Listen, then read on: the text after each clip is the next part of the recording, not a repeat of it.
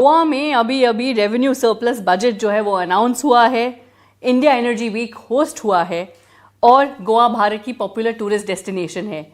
इन सभी विषयों पे बात करने के लिए हमारे साथ हैं गोवा के चीफ मिनिस्टर प्रमोद सावंत जी। बहुत बहुत धन्यवाद आपके समय के लिए। और सबसे पहले तो हम आपसे ये जानना चाहेंगे कि रेवेन्यू सरप्लस जो है बजट अनाउंस हुआ है, इसमें कोई नए टैक्सेस जो है नहीं अनाउंस हुए, तो व्यूअर्स के लिए आप क्या हाइलाइट्स जो हैं शेयर करना चाहेंगे इस बजट से?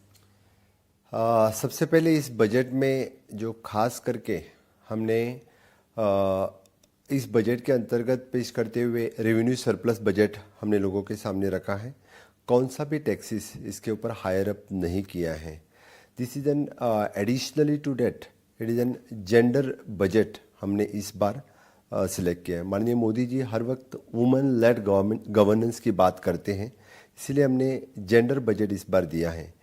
अप्रॉक्सीमेटली फ्रॉम द 14 डिपार्टमेंट्स में 30% of the budget we are spending on the women development और वुमेन के बाकी सभी प्रोग्राम्स के लिए हम स्पेंड कर रहे हैं। और मिड टर्म फिस्कल प्लान ये भी बजट में हमने हाईलाइट किया है। खास करके इस बजट में बाकी infrastructure development on industry, tourism, IT and employment, इसके लिए इंफ्रास्ट्रक्चर के ऊपर ज़्यादा भर रहेगा। और माननीय मोदी जी के अंतर्गत नारी शक्ति, युवा शक्ति, गरीब कल्याण और किसान शक्ति, इस चारों कंपोनेंट के ऊपर आधारित ये बजट हमने लोगों के सामने रखा है। डेफिनेटली ये बजट जो विकसित भारत 2047 की, उसी तरह से विकसित गोवा 2047 के लिए नींव रखने वाला बजट रहेगा। जी बिल्कुल। और sir congratulations, India energy week जो है गोवा ने होस्ट किया है और प्रधानमंत्री मोदी ने भी कहा कि गोवा जो है वो परफेक्ट डेस्टिनेशन है इसके लिए। और ये जो है, आपको क्या लगता है कि गोवा जो है अब इस चेंज को, इस परिवर्तन को कैसे लीड कर सकते हैं और बाकी स्टेट्स के लिए कैसे एक एग्जाम्पल सेट कर सकते हैं ग्रीन एनर्जी ट्रांजिशन के लिए? जी हाँ, कि इंडिया एनर्जी वीक जो 2024 हॉनरेबल प्राइम मिनिस्टर ने 6 तारीख को इनॉग्रेट किया। 4 दिन के लिए प्रोग्राम यहाँ पे चलेगा। Almost more than 100 countries are participating in this India energy week. खुद मैं माननीय प्रधानमंत्री के साथ इनॉग्रेशन के कार्यक्रम में यहाँ पे था। जिस तरह से कि कार्बन इमिशन ज़ीरो की बात चल रही है, 2070 तक कार्बन इमिशन जीरो करने की बात माननीय मोदी जी ने कही है, उसी अंतर्गत हम जो रिन्यूएबल एनर्जी में जो काम यानी बाकी पूरे देश भर में कर रहा है, उससे गोवा थोड़ा आगे ही है।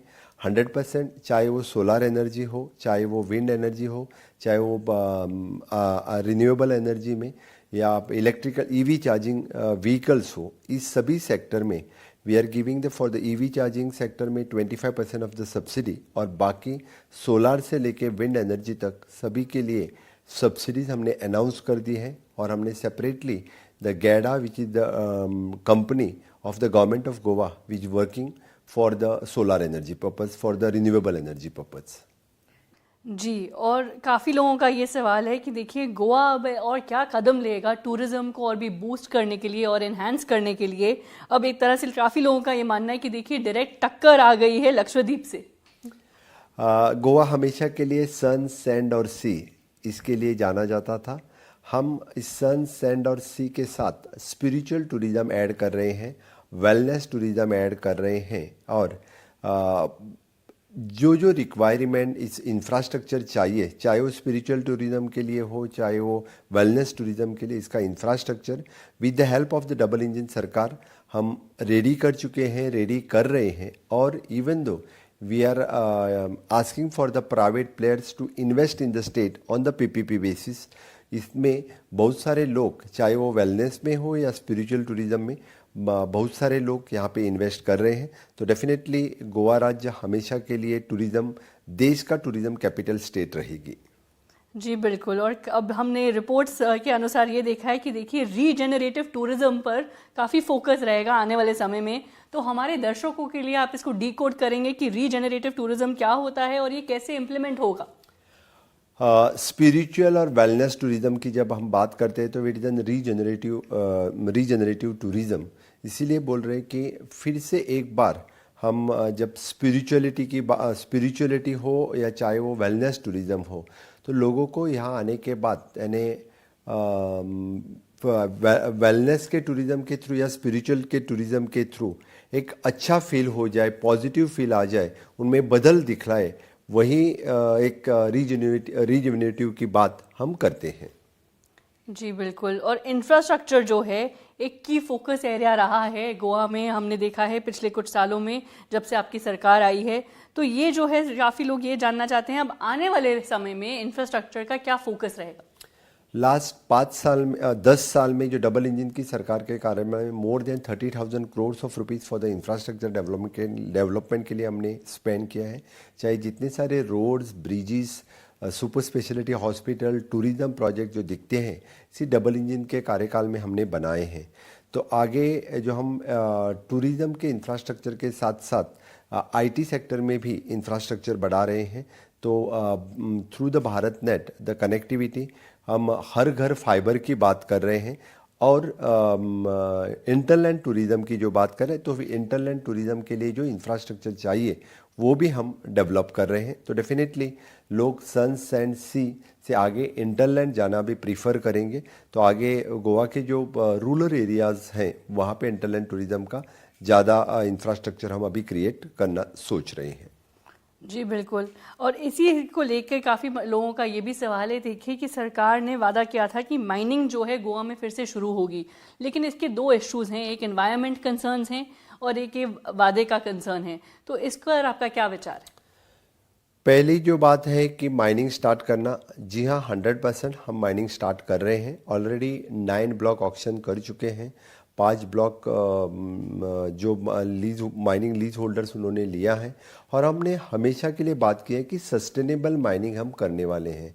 जो सस्टेनेबल की माइनिंग है, माइनिंग की बात है, within that period that much lease period में उतना ही ऑक्शन करना, which called the sustainable mining, which is without damaging the environment. जो लोग वहाँ पे रहते हैं उनको कुछ हानि न पहुँचते हुए सस्टेनेबल माइनिंग के ऊपर फोकस रहेगा।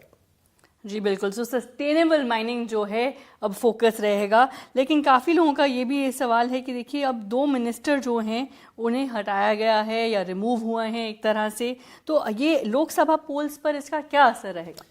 किसी को हटाया नहीं है, सिर्फ हमारे एक मिनिस्टर्स ने रिजाइन किया है। It is an party has requested him, so because of the to accommodate some senior MLAs into the cabinet, so on the request of the party he has resigned। और नए एक new senior MLA को हमने minister किया है। बाकी और कौन से भी रीशफल नहीं हुआ है। 100% इसका असर आने वाले इलेक्शन पे कुछ नहीं होगा। आने वाले इलेक्शन में भारतीय जनता पार्टी गोवा के दोनों सीट हम बड़े मार्जिन के साथ जीत रहे हैं। जी। और अपस्किलिंग एजुकेशन जो है ये फोकस एरियाज काफ़ी लोग बात कर रहे हैं कि देखिए मेडिकल कॉलेजेस जो हैं इस पर भी काफ़ी फोकस है आने वाले समय में।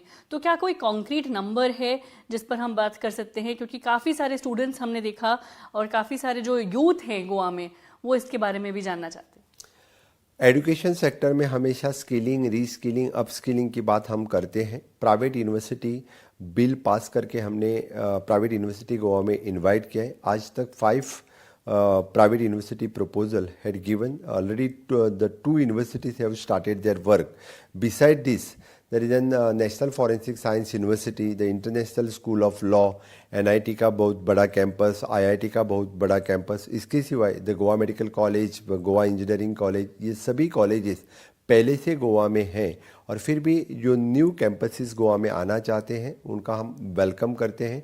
और हमेशा के लिए the Goa is developing as a education hub. तो आगे भी जो कोई एजुकेशन इंडस्ट्री में इन्वेस्ट करना चाहते हैं उनका हम वेलकम करते हैं। जी बिल्कुल। और जो टूरिस्ट के कंसर्न्स हैं और गोवंस के जो कंसर्न्स हैं कल्चर और हेरिटेज को लेकर, इसको हम कैसे बैलेंस कर सकते हैं सर आने वाले समय में? जो यहाँ का टूरिज़्म जो बढ़ते आया है, with is always the people are preferring for the green Goa, clean Goa. और यहाँ का कल्चर मेंटेन करते हुए टूरिज़्म बढ़ना चाहिए, यही सोच सरकार की है। और हमेशा के लिए यहाँ की कल्चर हेरिटेज हमने रखी है, वही मेंटेन रखने के लिए सरकार का प्रयास रहेगा। जी।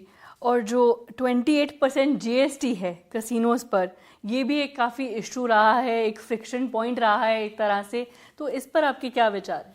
जी नहीं, बिल्कुल जो गवर्नमेंट ने 28% इम्प्लीमेंट करने के लिए कहा तो हमने तुरंत उसका बिल पास कर दिया है। यानी पहले ऑर्डिनेंस निकाला था, अभी बिल पास कर दिया। That will give the revenue for the state. Right. ये जो एब्सेंस है ऑफ ओला उबर गोवा में, और एक स्ट्रॉन्ग टैक्सी यूनियन जो है, ये जो है ये भी एक की फ्रिक्शन पॉइंट है एक तरह से। इसका सोल्यूशन, इसका हल जो है हम कैसे निकाल सकते हैं? दो चीज़ है, हमने गोवा माइल्स बोल के नया ऐप गोवा में लॉन्च किया है, उसको बड़ा बहुत अच्छा प्रतिसाद मिल रहा है। और even though the meter taxi जो गवर्नमेंट की तरफ से वो भी हमने स्टार्ट कर दिए हैं। तो अभी गोवा के जो टैक्सी यूनियन और इनको पता चला है, they want to come on the app based taxi. और मुझे लगता है ऑलमोस्ट 50% लोग ऐप बेस्ड टैक्सी पे आए हैं, और कुछ दिनों में all the people will come on the app based taxi. This issue will resolve separately, यानी all will come on the app based, then there is कोई इशू नहीं रहेगा। कोई इशू नहीं रहेगा। काफ़ी सारे टूरिस्ट और जो गोवंस हैं वो ऑफ कोर्स ये जवाब बहुत ध्यान से सुन रहे होंगे। लेकिन जो स्टार्टअप कल्चर है और जो इन्वेस्टमेंट हब जो है गोवा को बनाने का जो एम है सर, इस पे जो काफ़ी लोग बोल रहे हैं कि अच्छा work place on the beach का भी एक कॉन्सेप्ट जो है शायद आएगा आने वाले समय में, तो हमारे व्यूअर्स के लिए ये कैसे आएगा, कब तक इम्प्लीमेंट होगा, क्या ख्याल है आप? गोवा में स्टार्टअप पॉलिसी हम हमारे आईटी डिपार्टमेंट के थ्रू प्रमोट कर रहे हैं, और हमेशा के लिए IT policy, the startup policy, इनके लिए बहुत अच्छा प्रतिशत गोवा के जो आईटी यूथ है, आईटी रिलेटेड इंडस्ट्रीज में जितने यूथ हैं वो उसके बेनिफिट्स भी लेते हैं। No doubt it is an work from Goa. ये जो बात हमने की है, इसके लिए the work place at the beach side हम पहले गवर्नमेंट की तरफ से बना रहे हैं। कुछ एक आधे साल में ये बन जाएगा, then the so many people will come to enjoy the Goa also and to work from Goa, work from beaches। ये कंसेप्ट हम एस्टाब्लिश करना चाहते हैं। सरकार कम से कम समय में ये वर्क फ्रॉम बीचेस या वर्क फ्रॉम गोवा ये कंसेप्ट एस्टाब्लिश करेगी। जी बिल्कुल, ईज ऑफ डूइंग बिजनेस या बिजनेस विद प्लेजर जैसे कहा जाता है, वो भी अब जल्द इम्प्लीमेंट होगा गोवा में। टूरिज्म तो है ही है। तो ये जो है टॉप 3 फोकस एरियाज आने वाले समय में, अगर मैं आपसे पूछूं टॉप 3 फोकस एरियाज जो है वो क्या रहेंगे? आने वाले समय में investment in the IT sector, investment in the green industry sector and investment in the tourism sector, इसके लिए हमारा फोकस रहेगा। और even though for that purpose it is an ease of doing the business, यही बात हम आगे लेके जा रहे हैं। रिसेंटली हमने इन्वेस्ट समिट जो लिया, और उसी के साथ साथ हमने we are inviting for the tourism, IT and green industries so many people, even though in the renewable energy sector में हम लोगों को इन्वेस्ट कर रहे हैं। तो जो ease of doing the business, उनके लिए जो जो कुछ मदद चाहिए with the single window clearance we are ready to give. जी बिल्कुल। और आखिर में एक जो बात काफ़ी ट्रेंड हो रही है वो ये है कि गोभी मंचूरियन का जो इशू है वो एक तरह से स्टर हो गया है, क्योंकि काउंसिल ने वेंडर्स को जो है बैन कर दिया है इस डिश से, और इस डिश पर जो है एक तरह से एक बैन लगा दिया है। तो ये जो पूरा इशू एरप्ट हुआ है और जो रिसेंटली ट्रेंड हो रहा है, इस पर आपका क्या ख्याल है? This is not a state wise ban as such. किसी टेम्पल एरिया में जब जत्रा चल रही थी तो उन्होंने खुद जो with in the temple premises में उनको नहीं चाहिए था, क्योंकि वो क्लीनिनेस हाइजीन नहीं मेंटेन कर रहे थे, इसीलिए उन्होंने बंद किया था। ऐसा कुछ स्टेट वाइड बंद किया ऐसा कुछ नहीं है। बाकी जहाँ पे रेस्टोरेंट 5 स्टार यहाँ पे सब कुछ वहीं पे चलता है, that is they are maintaining their hygiene and all this thing. That is not a state wide ban. It is not a state wise ban, but जो लोग घर बैठे ये जानना चाहते हैं कि क्या आप गोभी मंचूरियन खाते हैं सर, तो उनको आप क्या कहेंगे? जी हाँ बिल्कुल, यानी एवरीवन कैन एंजॉय द गोभी मंचूरियन, जहाँ पे हाइजीनिक फूड मिलता है। हमेशा के लिए हाइजीनिक फूड खाए, इसके लिए कोई किसी को बैन नहीं करेगा। जी बिल्कुल, बहुत बहुत धन्यवाद हमारे साथ सारे ही विषय में जो है बात करने के लिए, चाहे वो बजट हो, टूरिज्म हो, या फिर इंडिया एनर्जी वीक हो, ग्रीन एनर्जी ट्रांजिशन हो। तो ये जो है सारे ही टॉपिक्स जो देखिए हमने एड्रेस कर लिए हैं। गोवा का फ्यूचर जो है और जो नियर टर्म प्लान्स हैं वो क्या हैं और वो कैसे इम्प्लीमेंट होंगे। कैमरा पर्सन आजम सिद्दीकी के साथ गोवा में साक्षी बजाज, एनडीटीवी के लिए।